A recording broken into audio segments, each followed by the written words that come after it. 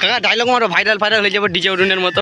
मैं नहीं बताऊंगा। বলো বলো। আম গাছে আম ফলে, জাম গাছে জাম, বড় বড় পেয়ারা বৌদির 20 টাকা দাম।